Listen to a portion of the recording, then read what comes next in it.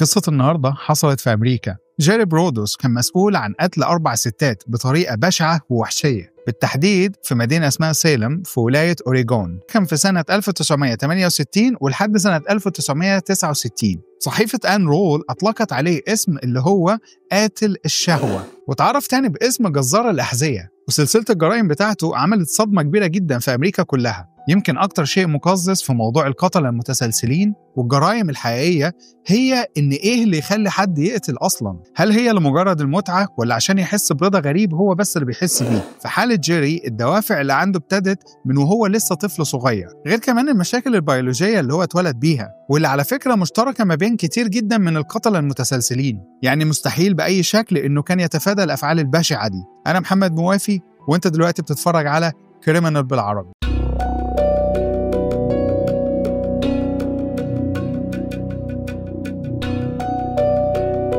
جيري برودوس اتولد في جنوب ولاية داكوتا، وده كان في سنة 1939. ولكن عيلته عمرها ما كانت مستقرة. من وهو لسه طفل رضيع كان بيتنقل ما بين ولاية أوريغون وولاية كاليفورنيا، لحد ما في الآخر استقروا في منطقة قريبة من سالم. وهناك حصل حادثة غريبة جدا من وهو عنده 5 سنين، والحادثة دي أثرت على دماغه طول حياته، وكانت هي الشرارة اللي فجرت الخلل الموجود في دماغه من جوه. جيري وهو صغير لقى جزمة مرمية في مقلب زبالة، ومن أول لحظة شافها كان منبهر بيها. في اللحظة دي أخد الجزمة معاه على البيت بس عشان تكون موجودة معاه، لأنه كان مهتم جدا بالحاجات الصغيرة اللي زي دي. ولكن أمه إيلين ما كانتش بتشاركه نفس الهوس اللي عنده ده، لأن الحقيقة إيلين ما كانتش حابة إن هي تخلف ولد تاني. وأول لما عرفت إنها حامل فضلت تدعي ربنا إن هي تكون بنت. ابنها الكبير لاري كان هو المفضل والمدلل بالنسبة ليها، ولكن جيري ما كانش ليه أي مكانة خالص عند والدته، كانت شايفاه إنه مجرد عبء عليها. وده خلاها تعامل جيري بعداوة وقسوة، لدرجة إن هي كانت بتحاول تهينه وتلبسه هدوم بنات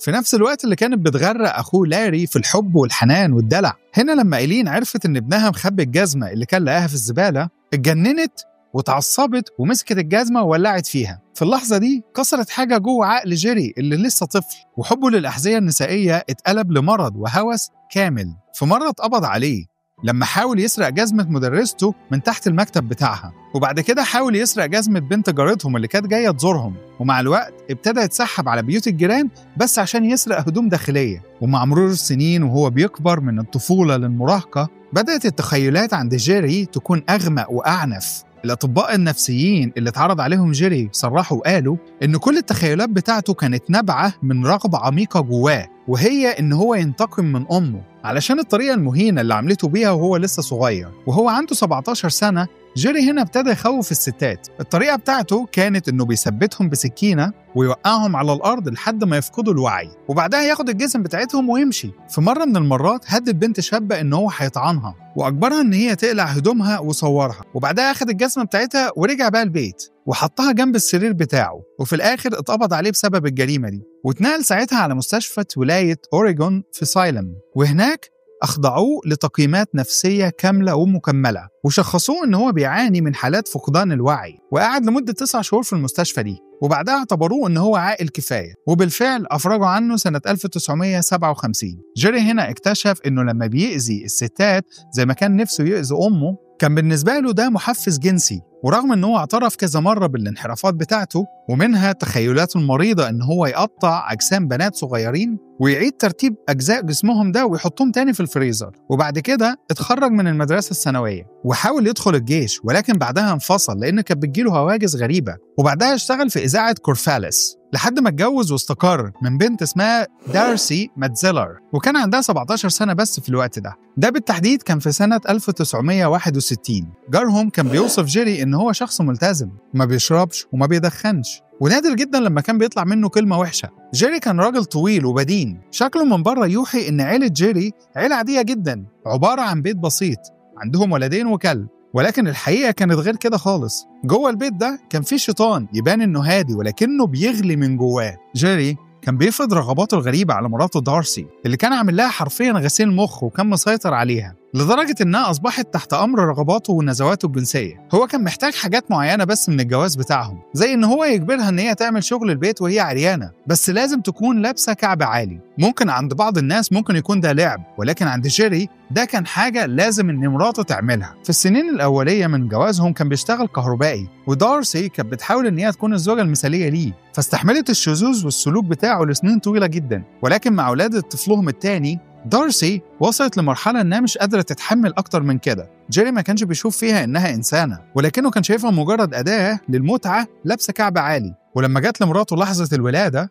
من كتر ما هي قرفانة منه منعته إن هو يكون جنبها في المستشفى. الرفض البسيط ده كان كافي إنه يكسر جوه جيري آخر حتة ماسكة شخصيته، ويدخله في منطقة ودوامة مظلمة تماماً، وابتدى يظهر على شخصيته كل النزعات المكبوتة والدموية اللي كان بيحاول يخفيها. في الوقت ده بالذات جيري كان بيقول إن هو بيعاني من صداع نصفي ونوبات فقدان للوعي، وعشان يعالج نفسه رجع تاني يهاجم الستات كل ليلة ويرجع بذكرياته القديمة. وده كان مع صدى فيلم ألفريد هيتشكوك المجنون، وبدأ يلبس هدوم حريمي كاملة. أطباء النفسيين وصفوا تصرفاته دي إنها محاولة للهروب من الواقع والانفصال عنه.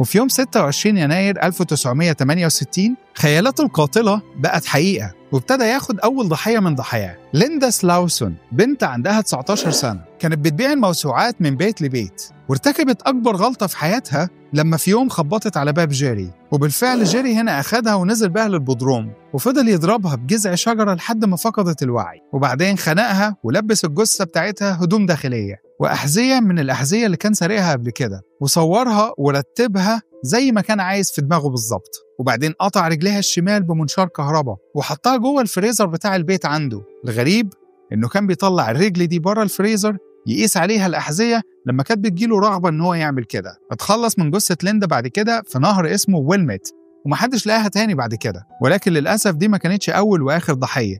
خلال 15 شهر بس جيري قتل 3 ستات تانيين، وحاول يعتدي على بنات كتيرة جدا قدروا إن هم يهربوا منه.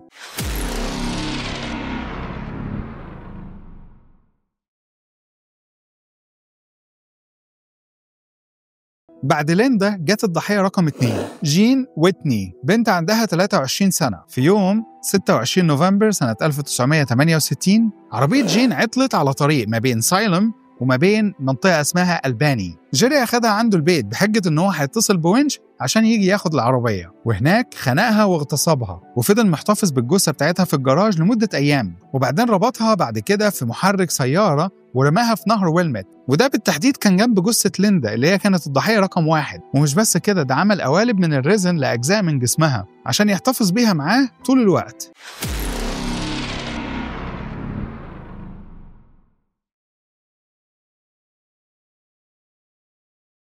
كارين سبرينكر، بنت صغيرة عندها 18 سنة. يوم 27 مارس سنة 1969 جيري كان متنكر في لبس واحدة ست، واستدرج كارين اللي كانت لسه طالبة في جامعة OSU، واستدرجها تحت قوة السلاح وهددها وأجبرها إن هي تدخل عربيته اللي كانت موجودة جوه الجراج، وعمل معاها نفس اللي عمله مع جين قبل كده الضحية اللي فاتت. اغتصبها وعذبها وبعدين صورها، وبرضه تخلص من الجثة بتاعتها ورماها بعد كده، ولكن غير محدد هل كان نهر ويلمت ولا نهر لونج توم. المصادر هنا اختلفت عن المكان. وبعدها بشهر يوم 21 إبريل سنة 1969 حاول إن هو يخطف بنت صغيرة اسمها شارون وود. البنت دي كان وقتها عندها 24 سنة من جراج تابع لجامعة اسمها بورتلاند ستيت، ولكن شارون قاومت بكل قوة وقدرت إن هي تفلت من إيده وتهرب، وده كان أول شرخ في السيطرة بتاعته. ولكن تاني يوم على طول يوم 22 إبريل جيري حاول يخطف جلوريا سميث، ودي بنت عندها 15 سنة، ودي كانت ماشية جنب المدرسة الإعدادية في سايلم. وهنا جيري كان بيستخدم عربية فولكس فاجن خضراء كانت ملك والدته، ولكن جلوريا برضه نجحت إن هي تهرب قبل ما يسيطر عليها. وفي مصادر تانية بتقول إن اللي هرب في اليوم ده بالتحديد كان بنت تانية اسمها ريان بروملي، واللي برضه كان عندها 15 سنة. ولكن في تضارب في الأقوال والمعلومات، وده ممكن علشان يخفى هوية جلوريا في بعض الروايات.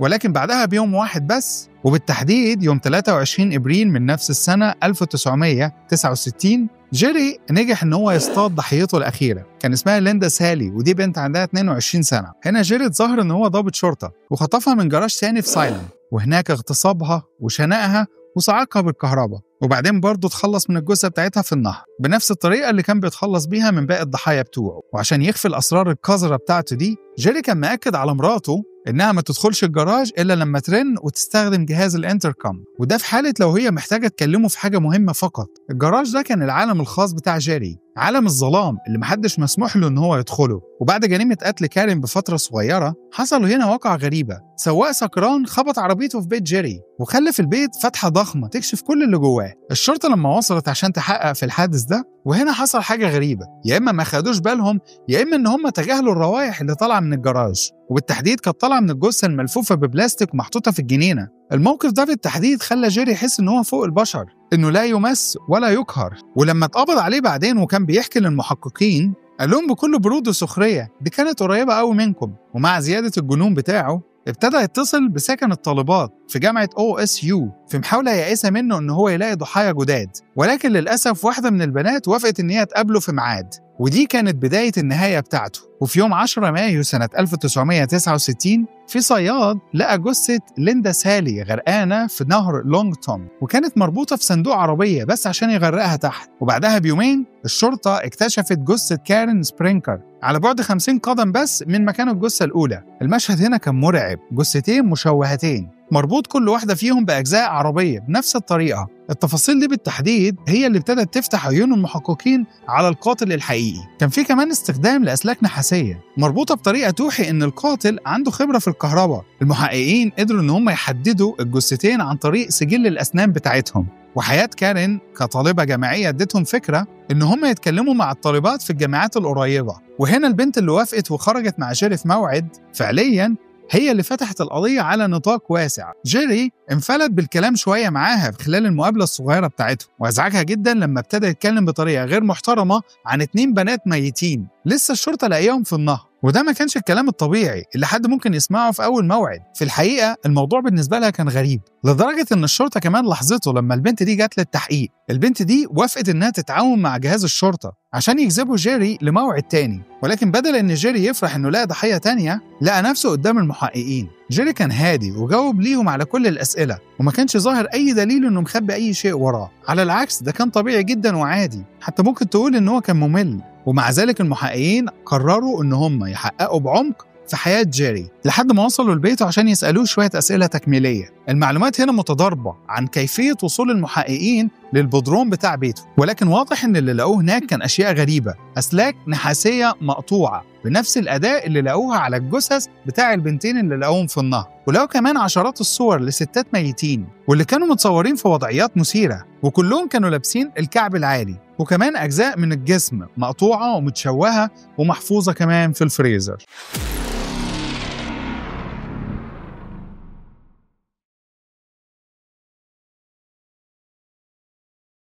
في يوم 28 يونيو سنة 1969 اعترف جيري بالذنب في 3 جرائم قتل من الدرجة الأولى، وهم جين ويتني وكارين سبرينكر وليندا سالي، وكمان اعترف بقتل ليندا سلاوسون. ولكن بشكل غريب ما تمش الإدانة عليه بالإعدام. الحكم كان 3 مؤبدات متتالية في سجن ولاية أوريغون. طلاق دارسي تم من جيري بعد كل الأحداث اللي حصلت دي كلها، وبالفعل حصلت على حضانة كاملة لأولادهم الاتنين، وكمان غيرت أسمائهم وانتقلت بعيد خالص عن ولاية أوريغون. وهنا المحكمة حكمت إن الأولاد ما تشوفش أبوهم نهائياً أو إن هي تراسله أو تتواصل معاه، ومكان أولاده دلوقتي ومراته غير معلوم، وده كان أفضل علشان الظروف اللي اتحطوا فيهم بسبب والدهم. خلال فترة سجن جيري اشتهر إن هو بيحتفظ بكتالوجات كتيرة جدا لأحذية نسائية، واللي عرفوه وقعدوا معاه في مقابلات صرحوا وقالوا إن عمر جيري ما كان باين عليه أي ندم عن الجرائم البشعة اللي عملها وارتكبها. على مر السنين جيري قدم طلب إطلاق سراح مشروط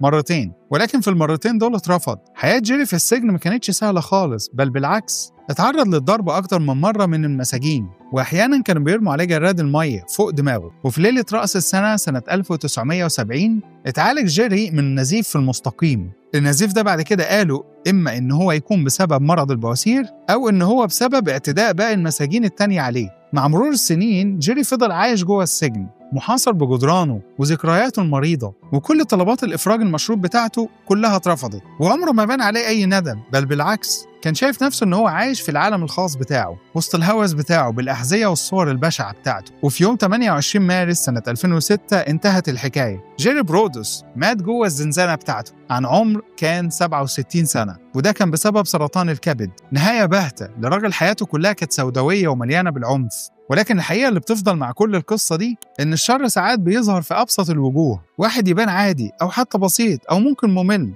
ولكنه بيخبي جواه أظلم وأبشع من اللي ممكن تتخيله. أنت دلوقتي كنت بتتفرج على كريمنال بالعربي، البرنامج اللي بيجيب لك أبشع القصص عن قضايا مقفولة وقليل جدا اللي اتكلم عنها. لو عجبتك الحلقة دي ما تنساش تعمل لايك وسبسكرايب، وروح شوف الحلقات اللي فاتت واستنانا في الحلقات اللي جاية، وسيب لنا رأيك في كومنت عن الحلقة دي. أو لو حابب تقترح لنا قصة معينة وحابب إن احنا نتكلم عنها، سيب لنا تعليق عنها في الكومنتس. شكرا ليكم.